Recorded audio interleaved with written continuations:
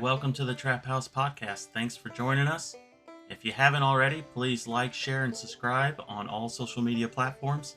And now a quick word about our sponsors. We have Duke Traps with us. Check out duketraps.com. They manufacture over 40 different models of cage traps, coil and long springs, and body gripping style traps, as well as one of my personal favorites, the powder coated dog proofs. Check out duketraps.com. Need a place to sell your fur? Check out Groenwald Fur and Wool Company. Over 50 years in the fur business, the largest and most experienced direct receiver of wild fur in the world. Check out their website, gfwco.com. Top Lot Stretcher Company. They have all the fur processing tools you need to get the job done in the fur shed. From push pins to wooden stretchers, they got you covered. Check out toplotstretcherco.com. And this one's for the ladies that don't mind getting their hands a little dirty setting some traps. We have Trapping Girl Inc. with us. Check out their website, trappinggirlinc.com. They have a great selection of women's apparel, kids apparel, baits and lures, and trapping supplies. Check out trappinggirlinc.com. J3 Outdoors. They make American trapping products designed for maximum trapline efficiency with products like the Hags Bracket and Spring Clip, as well as the Universal Lock and Beaver Rod ends. Get the tools you need to get the job done. Find out more at j3o.com. And there's only one true way to start out the day on the trap line, and that's with a hot cup of coffee from Trapline Coffee. They have great tasting blends to choose from, as well as chocolates. Head over to traplinecoffee.com for more. Weeby Knives. Check out weebyknives.com. They have a great selection of skinning knives, fleshing knives, fur handling tools, and they'll give you the edge you need to get the job done, and you guessed it, they're wicked sharp. Check out weebyknives.com. And we'd like to welcome the newest sponsor to the team, No BS Lures. Don't let the name fool you. There's more than just bait and lure. This company offers trapline tools and hardware, fur handling supplies, and the No BS traps. Check out nobslures.com. And last but not least, Hoosier Trapper Supply, home of the Top Dog Predator Bait, Jet Fuel Predator Lure. We offer a complete line of trapping baits and lures, deer scent, trapline tools and hardware, fur processing tools, and special package offers. Head over to HoosierTrapperSupply.com. All right, welcome back to the Trap House Podcast. We got a great guest with us today and a new sponsor that's with us as well. Kendall, thank you from No BS Lures is with us. No problem, guys. Yeah. What's new in your world these days? Run between music and just running of the business, building traps. It's just go, go, go. You know, we got home the other morning, Sunday morning at 8 in the morning, sleep 2 hours, and back to work at 10 in the morning. It's just I'm burning the candle on both ends, and I tell myself I need to slow down something, but it's hard to do. It's hard to do. Yeah. Thanks for taking the time to sit and chat with us. First time being on the show. With that being said, kind of fill us in how you even got started in this whole crazy industry. When I was 7 years old, I started trapping. There was a school teacher, and he started taking me to conventions and stuff. My older brother trapped a little bit, but he never really got into it. And I just kind of, I suppose you could say, took the bull by the horns and just got really involved in it, watching how the industry started and when I was that young and where it was going. And back then, it was just kids my age everywhere, up and down the aisles. And it's just, I thought to myself, the older I got, God, this would be cool to do this, full time. But, realistically, when you go through your teen years, you think, you forget about things and, do you really want to do this and stuff like that. But where I really started saying it was probably when I was 15, 16, I was running long line, mink line with my moped. I was doing 60 miles a day, on a moped, long line, and I call it already then. And then at 19, I was really doing a lot of coon trapping, mink trapping, because I consider myself a mink trapper. Just really, putting the hours in, run 15-hour days, to kill the numbers. My longest coon line was 411 miles, but I will honestly say I kind of burnt myself out, I just wanted to do something and just to see if I could, catch a lot of coon. And, I knew I had to put the time into it. And then as I got into my 20s, everything just started really clicking. And, I've been in the business now, not a very long time, since 2011. And I guess what really got me going into trap building and manufacturing is I, I really wasn't happy with what was out in the market, and I was always a welder tinkerer to begin with. I was always taking Duke traps and modifying them how I liked them, putting a mink pan on and laminating the jaws. And, and I said I was never going to build canine traps, just like I was never going to build a beaver trap, wolf trap. But here we are now, and we're full force. And, but I will say, wolf trap got billed on a $20 bet from Matt Lumley and our vice president in Montana. Said, I bet you can't build a wolf trap, and I come back and I did. And just like beaver trap, guys wanted beaver traps, so then built beaver traps. But, where's it going to go? I don't know. All I know is we're busy, but I always say, it's a customer base, just like you guys know, that pushes you, I had a guy at the Minnesota Trapping Convention last week. Yeah, last week. Kendall, you're one of the youngest one in the industry as a dealer. And I'm like, you start looking around and you're like, man, it's like, where is it gonna go? When I reflect on that, all the traveling I do, and like you guys do too, and it's like, trying to get younger people into it. It's tough, but there's a lot of programs out there taking the kid trapping, get them in that way. But I'm not saying I'm scared of where it's going to go, but how do you not, when you're full blown into it now with the business, Right. How do you not think about it? But it does kind of make you wonder. So, Kendall, how old are you? I'm 51. Okay. 51. Yep. They, yeah, I mean, you've been around a while too, but yeah, you in terms of business, you are one of the younger ones. So we were talking the other day, how many brands of lure that are still made by the original formulator? And if you think about it, it's not that many. No, it's not, it's kind of like when I bought Rich Casper RK from Casey, when I seen that up for sale, I can honestly say I never smelled it, but I knew the reputation behind it. And all I could think about in my mind is, if I don't buy this, is that going to be another something that's going to get taken away from our industry?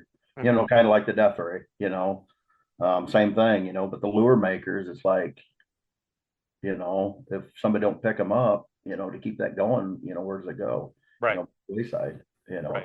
But there ain't, like you just said, Charlie, it's it seems like we're losing it, but I can't figure it out. It's the fur market isn't the best out there, but we're still busy, I mean, thankfully, so it is what it is, I guess. I mean, we've been saying it for a few years. If you're 35 and under, these guys don't even ask what the fur market is. I mean, because they don't really have the baseline that we saw back in the day, by any means, so there was that glimmer there in 2013, and we saw kind of an upward trend over the years, but really that's been 10, 11 years ago since we've seen that. So. Right. And I think you nailed it right there. It's I don't think people really, not that they don't care, but it's like golfing. A lot of people don't get paid to golf, so they just want something to do, Sure. Which is really cool. I always said, where do all these traps go? It's just, I guess I'm not meant to just question it, but it really makes you wonder where all this stuff goes, for how small our industry is, Right. But it is what it is. I guess on the other scheme of things, statistically, if you look at, say, there might be 200,000 trappers in the country, and you go to the NTA and you think there's a dealer on every corner, on everywhere. But in the scheme of things, there's not that many dealers out there. There's not. So there's really not. And then on the manufacturing end, it's even much smaller. So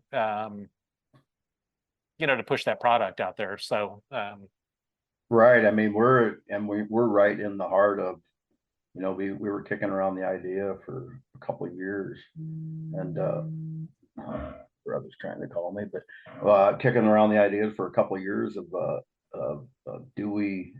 we're running out of room, and we're so out of room. We're building a 90 by 130 new facility, awesome.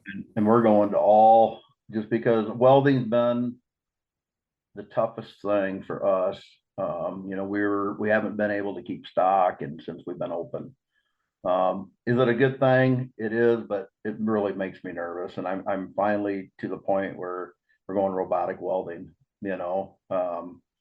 just because you could have a lot of welders out there that, hey, I'll weld for you. But once you start throwing them dozens after dozens doing the same thing, cookie cutter, you're just Right. putting traps together, so that's our biggest thing right there. So, but it's a gamble. It's a big investment. We're going to be doing things outside the industry. But like I said, we're building right now. I got a couple buddies that are building in their shop. We're pretty much manufacturing out of 30 by 60 converted hog building that was redone. I got brake presses down to big machine shops that I own, that they graciously let us in to, like Kurt's going down tonight, he has to punch high desert spears, and the way we worked it out with them is when they're done with their business for the day, they give us the key and they let us in, because you're talking on 30,000 ton or 30,000 pound press, that won't fit into our building until we get the new facility up. But Yeah. so yeah, that's where we're at with everything, so we'll see what it is. It's not as big, but we just added a 40 by 65 this spring. So, I mean, We're sitting in it right now. I mean, it's like we're just completely out of space and tripping over ourselves. And so I've been fully committed my life, but we just took another Well, so. Well, the thing is, what I'm seeing is a lot of these dealers that you never even hear of, right? When they, either get burnt out or something. I mean, it's going to either you, us, Minnesota Trap Line, whatever. It's being spread out, and as we still are in the game, we're seeing it to where we either go with it and expand, like what you guys just did, or I mean, we really don't have a choice. I mean, for our, all the customers out there base, Right. So, which is pretty cool. Yeah. I mean, we just got to the point where we're so inefficient and so dysfunctional. It was like, we either had to essentially, we had to build, we didn't have any choice. So, and it's another commitment, but anyways. Yeah. No, I know. So for those of you listening out there, we're all committed. Yeah. Exactly. We really are. So Kendall, the first trap you came out with was that 1.5 modified Duke set up for Mink. Is that correct? Yeah. I was running, oh man, I was buying them double jaws, and then I was base plating them, putting a center base plate on, cutting the ears off, laminating them, put a Mink pan on, welding a cement nail with a flopper pan. And then I thought to myself, I can remember, Cumberland's, they said, well, we'd like to carry some of these, it's like, and man, I got the first pallet of them in, and I'm like, all I could think to myself is, why don't I just come up with my own, kind of resembles, which a lot of traps kind of do to a point. And that's like, I'll take out a lot of the welding, away from it. And, I wanted a 3/16 frame, heavy duty, welded. I didn't want riveted. I wanted welded, everything welded, so yeah, that's where it started. And I can remember I was working road construction, and you get home at night, go right to the shed to weld, up at 4 a.m, and then playing music on the weekend. And then, when I got into the business here, asking my superintendent to leave construction so I can go do conventions and which he was good about it, but he just like, Kendall, he said, you get laid off. When you got hired here, you said you'll take the job, but you need laid off November to trap. And we agreed to that. He says, now we're in our busy season. Now you're asking time to leave for the band, to go to conventions. And they did. They worked with me for 3 years. And finally, he just told me, you got to choose. And every time I see him, I thank him. I'm like, thank you for giving me that, but that's where it started, was that 1.5 Duke. And I still, you know what? I still got a pile of them. I tell Bill Duke all the time. I got all them, the flopper pans on. I used to run it was a 175 Victor 4x4 pan, square pan. I bet I got 300 of them in my barn, all tricked out, ready to roll, and I'll never get rid of them, so. Yeah. But it's pretty awesome. It really is. Yeah. It really is. So, Yeah. yeah, you can Yeah, see when I talk mink trapping, my eyes just light up. Everybody's like, coyote trapping. I'm like, nah, I'm actually a mink trapper. I love catching mink. But we haven't had water for, I mean, we had a lot of water this year, but now creeks are drying up quick, and it is what it is. So Yeah. But that's where how she started. Where are you located? I mean, Iowa, but rough. Allison, Iowa, central Iowa, between Mason City and Waterloo, about 60 miles from Minnesota border.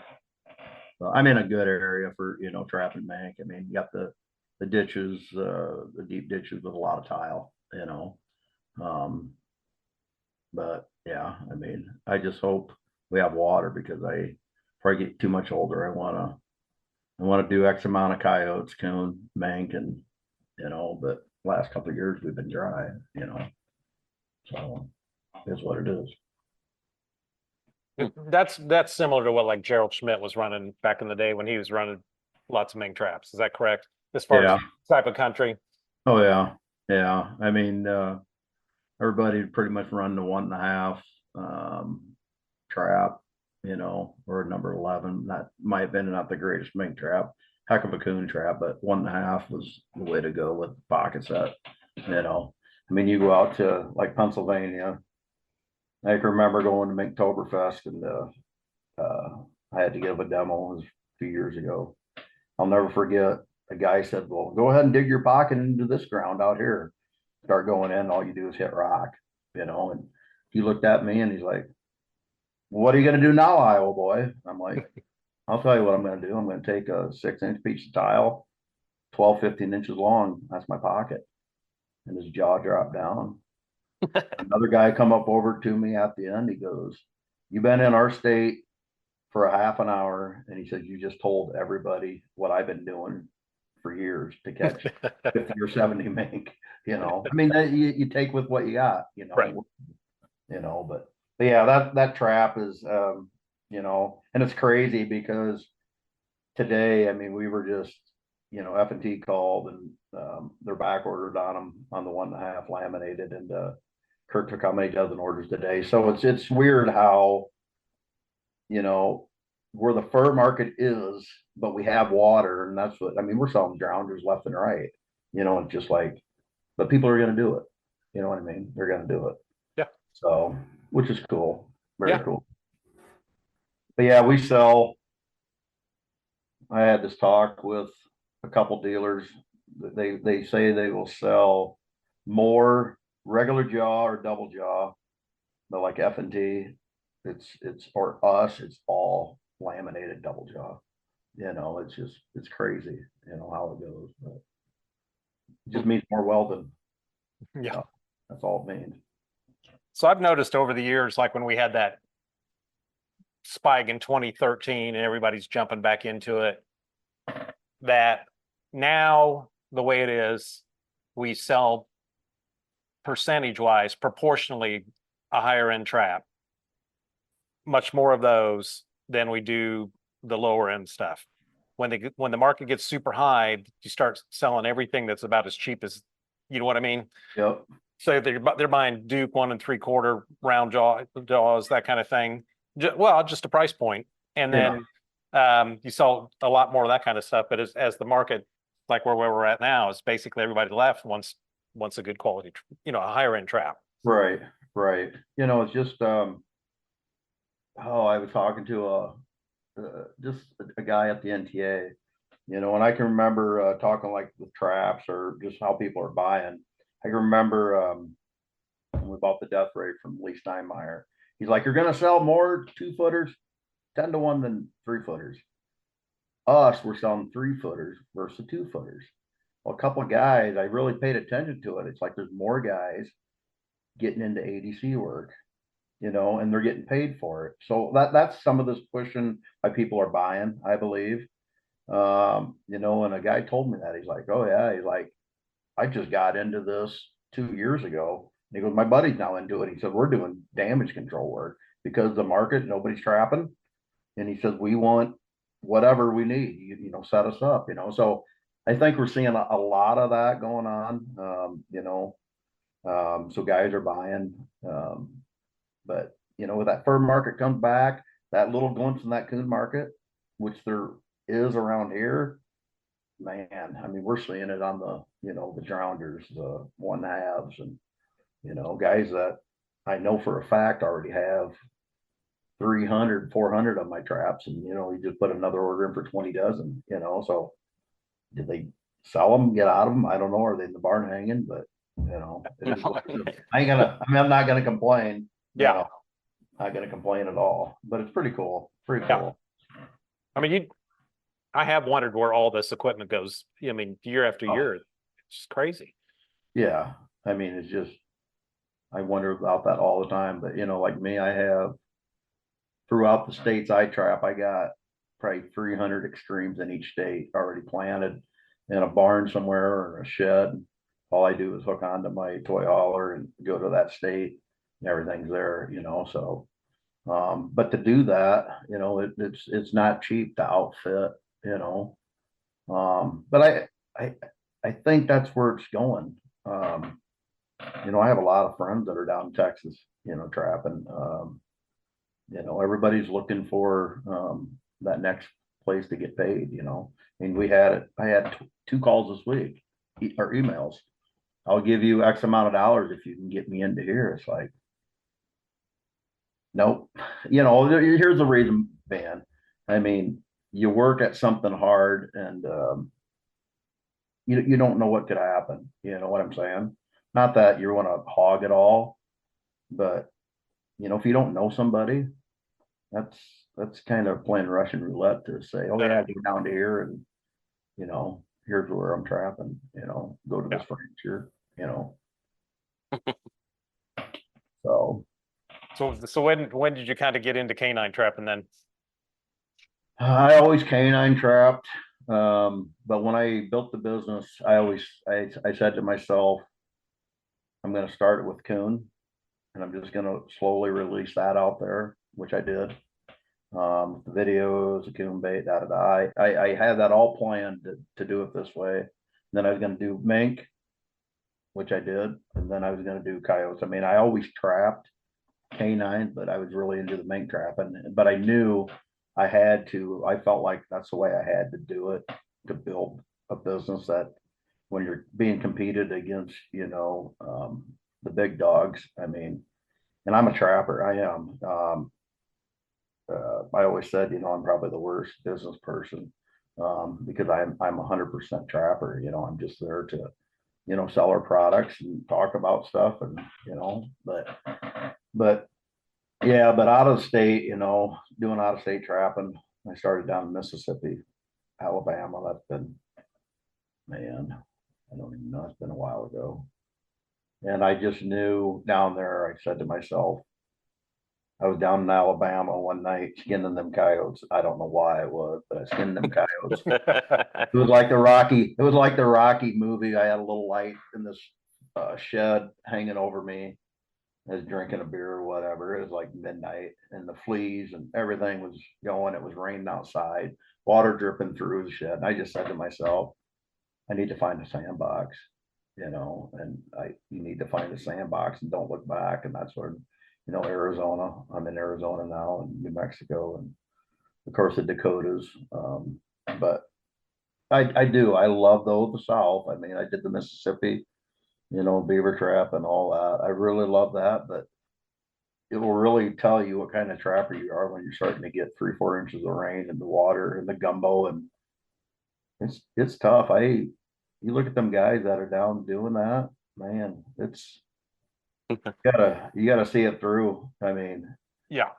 Really do it. It's not like me. I might get one, 2 rain days is it in 2 months. It's like, I just tell people, yeah, I catch a lot, but you know what? I should be. That's what I tell people. I'm going to where they are. I should be catching that. I take the time to do it. I got the weather to do it. I got no hardly any freezing. I should be catching that. Don't make me like super trapper. I should be catching it for the amount I'm putting into it. Yeah. That's what I think people forget. Yeah. They really do.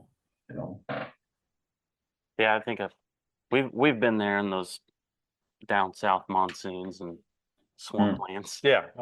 But Oh, It's terrible. we're like in Texas these days right now. We're pretty and that's where I'm at. It's just I love the Dakotas. I really love the Dakotas trapping. But then, this year I gotta do North Dakota, South Dakota, New Mexico, and then Arizona gig, and then I go to Texas. And when I get down to Texas, I don't know when you guys are down there, but I always get down there usually in March, and it's like, and I'm way down in the southern part, 90 degrees, and it's Okay. but that first year I didn't like it at all. I'm just like, I don't know if this is for me. But the last couple of years I started enjoying it. I think it's you figure out your ranches, you know what I mean? Yeah. I hate new property. But once you get it figured out, it's like everything rolls, Right. and I do. I love it. I got a lot of friends that are down there trapping. A couple of guys from Iowa are down there trapping, so it is what it is. Yeah. You take it or other somebody else will be, so if you got the opportunity, do it, very big. Yeah. We're up. We normally go early February. We're up in the Panhandle, so we're on the completely other end. And you guys got a good cat up there. Yes. yeah. And if you go about, I don't know, a half hour north of where we're at, it's that flat, open, irrigated farm ground, and we're on a big cattle ranch, so we're in that rougher. Some of it's open flat, but it's all cattle country. There's no row crops or anything like that. But yeah, that's a pretty nice cat, and those coyotes are not bad. They're worth skinning, even. Right, they are. I was going to be on the Wagner Ranch. I had the Wagner, it's like 500,000 acres, and that was right up in there, not really into the Panhandle, but that was up there. And when I toured it and they gave me the tour of everything, I'm not kidding you. There was so many coyotes running, and it was just mind boggling. And I was telling O'Gorman about it, and he sent me literature then in the mail on that ranch, and they estimated like 10,000 coyotes, which out throughout there. And he's like, I will tell you right now, he said, you should be able to kill 400 coyotes easy a month. And as many coyotes as I seen, yeah, it was a done deal. But what fell through was they were big into their quail hunting and Stan Kroenke. And I trap for some of his ranches right now down in Arizona. So that's what I just can't figure out. But huge into quail hunting and dogs. And the 3 weeks before I was going to go down there, they told me, hey, it's not going to work. I'm like, well, what happened? And they're like, well, there's no, in his play area, which is 40,000 acres, nobody can trap his play area just for hunting, which is mind boggling anyway. Yeah. He's like, there's no quail there. So he wants to go out through the whole ranch and try to find the quail. Of course, my reaction, I'm like, well, I'll tell you why there's no quail. He goes, hasn't been trapped. There's coyotes everywhere, bobcats everywhere, but afraid to get dog caught, and when you're dealing with, big people like that, wildlife biologists, everything else, it's just, you're basically, you ain't gonna win, so that was my story behind that. It's just like, I had it, and it's just like, but I got great clients now that I'm trapping for. I was always worried, I'm not gonna have enough ground to trap, even though I'm already trapping how many months out of the year, but it was that was the, I always wanted to trap the Wagner, because man, there was just like when you got 500,000 acres, I mean, you're not going to get it all trapped. You know what I No. mean? You're going to trap it in 40,000 acre sections, and just, but it is what it is. But I took that hard. Well, when you're 3 weeks before you're leaving, Oh, yeah. I'm like, I think I was literally had tears in my eyes. I'm like, what am I going to do? What am I going to do? Yeah. But it all works out, and it did. All works You still talk to him occasionally? out. That ranch? Yeah. Actually, the ranch manager, he was on Yellowstone. Okay. So it's Heath.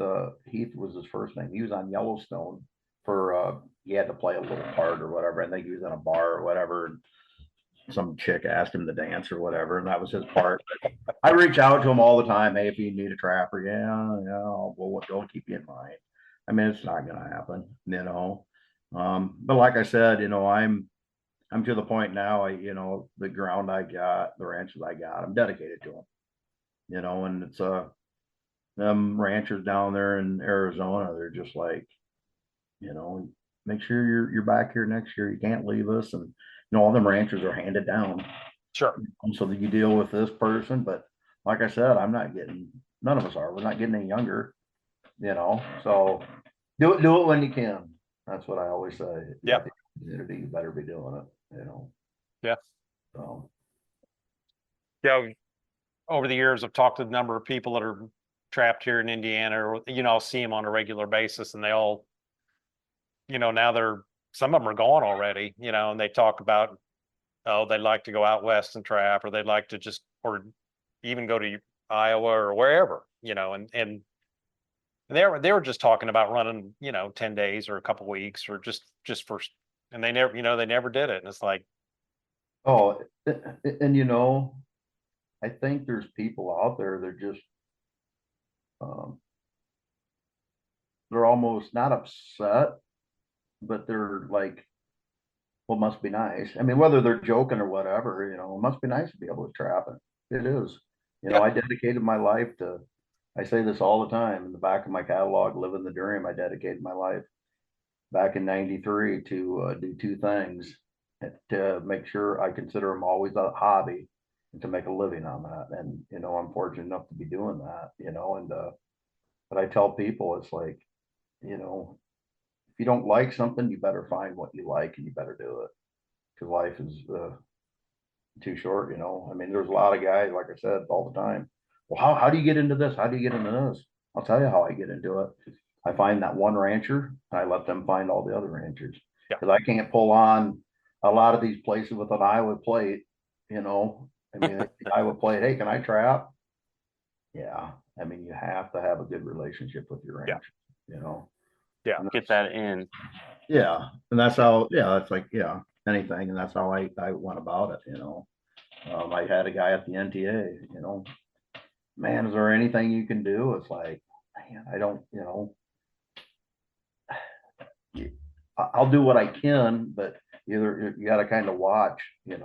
I think you're going to get more out of it if you see the trial and error yourself. You know what I mean?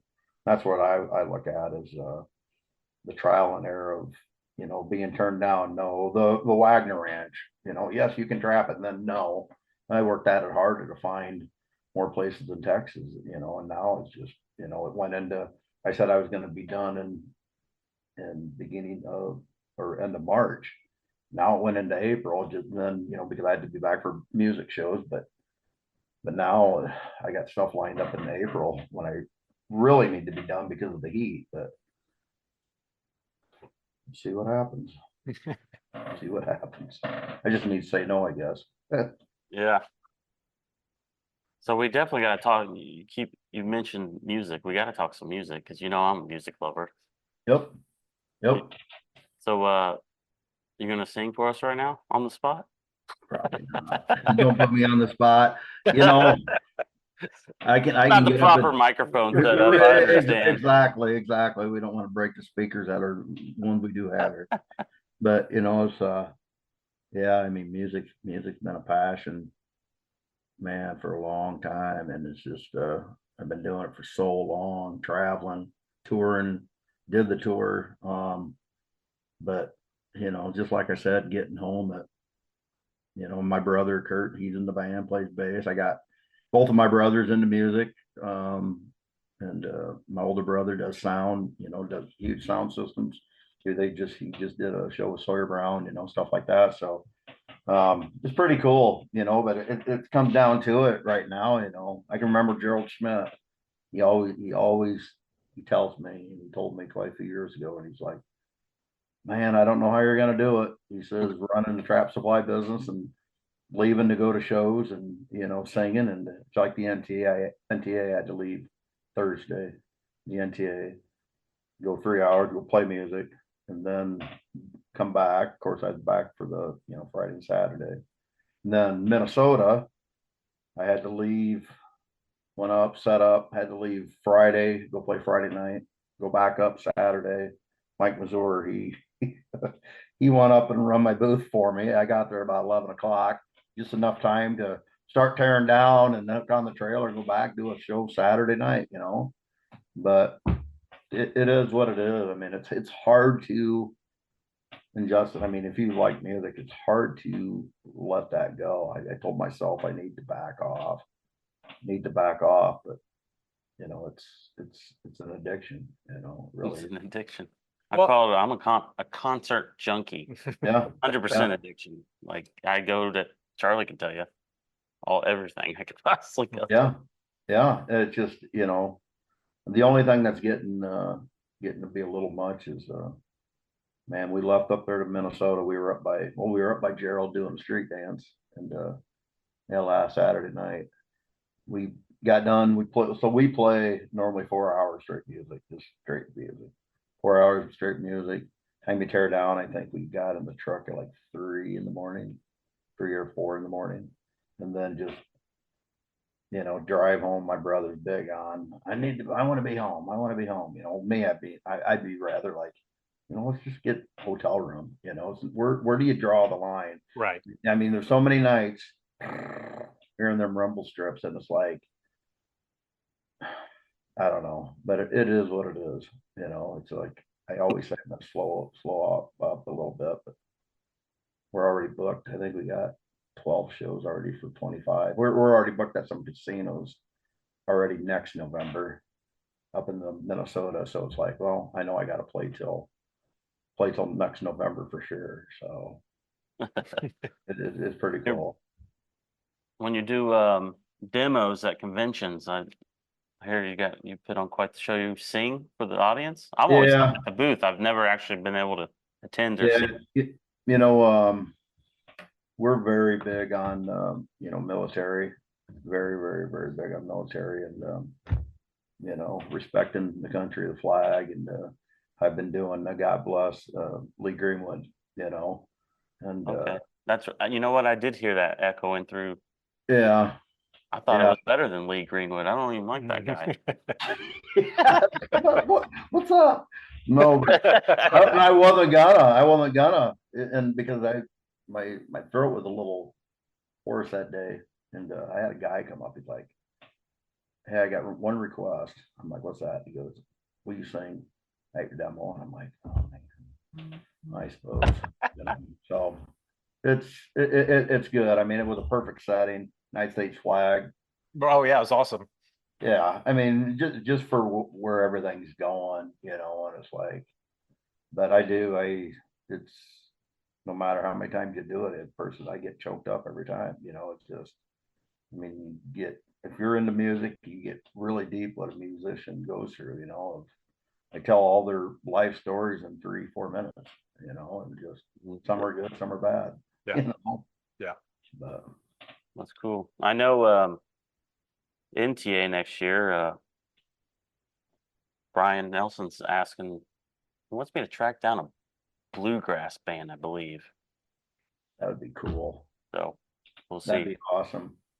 I don't know what night. I can't remember what night he told me, but we gotta line up some music. So that would be really awesome, really awesome. And I think that's what would stuff like that to help draw people maybe not necessarily that are into our industry, but they would come there maybe sooner for the show, concert, and just see what we're about. It's not going to hurt, you know. Right, yeah. I just think where everything's at, I mean, everybody just wants to have fun, cut loose, because I think we're going into rough times, time to enjoy it, maybe that's just my age thing, the older I get or whatever, maybe, I don't know. I think that not invincible anymore, like a person thinks. Put you on the spot, Kendall. So the FTA convention is going to be in Iowa next year, your home state. So you guys should perform. Yeah, Mike, he asked us to, Okay. and then I talked to him. He said there might be stuff that might be coming up that probably ain't gonna work out. I mean, and I wasn't, I got to look at our schedule because I know. I mean, right now I think I have to fly back. I just found out I got to jump on a plane from the NTA to fly back to do a concert.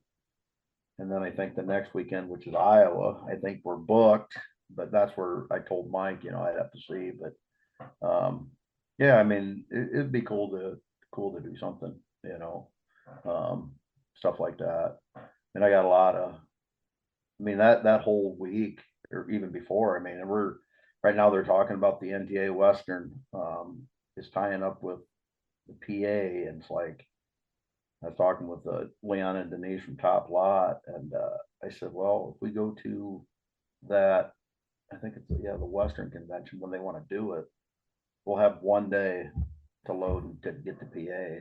It's like everything's jammed together, kind of like NTA, FTA, because NTA, of course, moved up a week, and then of course the FTA is the next week, but run and gun. Run and gun. Yeah, I mean, it's good in a way that the FTA and the NTA for 2025 are so far apart geographically, but it does make that's a lot of running. Oh yeah, the dealer. I mean, setting up, tearing down, then get on the road, get stuff ready for the next one. Right. It's just it's a lot, but I mean, this time of year, I mean, we're so. My brother today just talking circles. We got a lot of stuff to do. I'm like, I know, because it's like convention. He does New York and North Carolina and Wisconsin. I got Iowa, Missouri, Nebraska. I mean, we got quite a few conventions to get through yet, but it is what it is. Yeah. We'll make it work. But it's been years since I ran around the convention circuit. We just FTA, NTA. Next year we're doing Pennsylvania as well. They'll do Indiana, and we have one at our shop, and maybe Illinois, and that's it. So, but yeah, no, it's a lot. It's just to be a road dog, I suppose you should call it, but I think it comes from the music end of it. I can remember trying to do conventions and then plan that one time we had like 22 shows in July to do music shows, and then trying to but I mean, it's we do, I mean, you almost feel guilty by not going there because customers rely on, what I mean? Right. Yeah, exactly. I was looking at the North Dakota convention. It's like there's 2 dealers there, and they're having it just a part day. It's going by the wayside. So, and you guys you got to have dealers have conventions. Yeah. So I'm assuming with the music, it took a while, obviously, to grow into that, like this business, to get well known, to get known. Yeah. I wasn't into.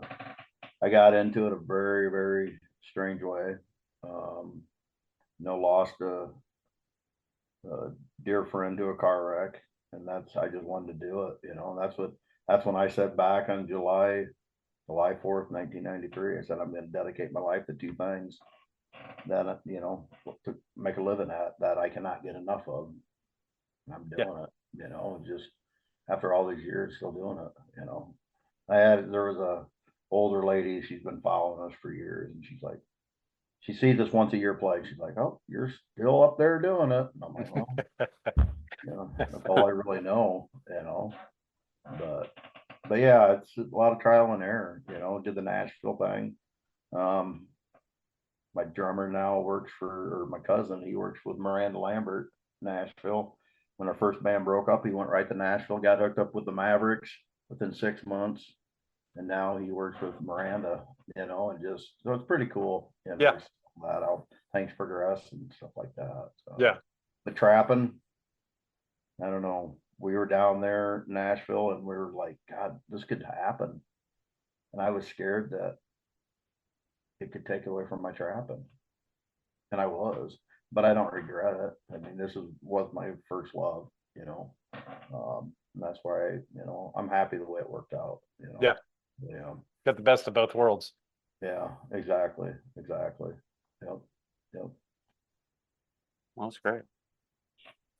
We should probably wrap it up. Where are you heading this weekend, Kendall? Actually, I'm going to Montana. So we got a couple dealers out there I delivered to at the Western, and they needed some product, and I'm like, make it worth my while, and they both did. So I'm going on a road trip, get away for a little bit. We're off for a couple weeks and Oh, cool. play Labor Day weekend, and you know, and then it's time to start trapping in October. Yeah. So I'm Be ready. here before you know it too. I'm ready to do it excited. again. You know what I mean?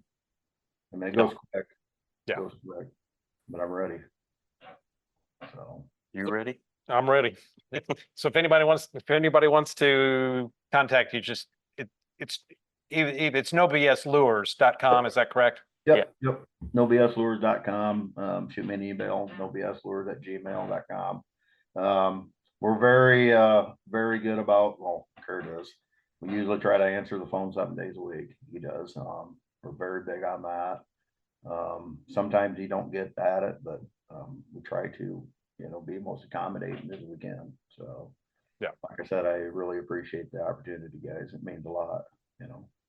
Yeah, we appreciate you jumping on. So Awesome. And now too, we should mention we carry your K9 Extreme Juniors here at Hoosier Trapper. So appreciate it, guys. That's what it's about. That's what it's about. I mean, it all helps out, you know, so it's awesome. I appreciate it, really do. Yeah. You just back us up more. I'm kidding. Yeah. Yeah. yeah, That's awesome. I appreciate it, guys. well, All good right. deal. All right, everyone. Thanks again for tuning in. All the links are in the description on things that we talked about, including nobslures.com.